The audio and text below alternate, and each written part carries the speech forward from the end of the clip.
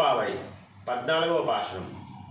உங்கள் புலிக்கடை தோட்டுத்துவாவியுள் செங்கல நீர்வாய் நெகிழ்ந்த அம்பல்வாய் கூம்பினகான் செங்கல் பொடிக்கரை வேண்பல் தவத்தவர் தங்கள் திருக்கோயில் செங்கிடுவான் போகின்றார்.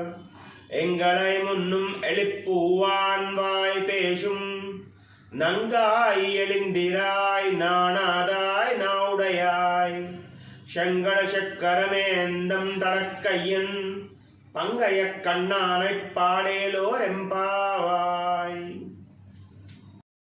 14వ పాశ్రం.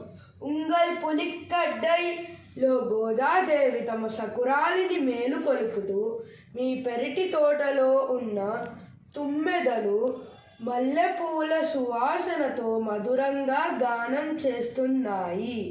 లేవమ్మా, మన వ్రతం సఫలమయ్యేలా శ్రీకృష్ణుని కీర్తిస్తూ పాడుదాం. లేవమ్మా అని దీని అర్థం.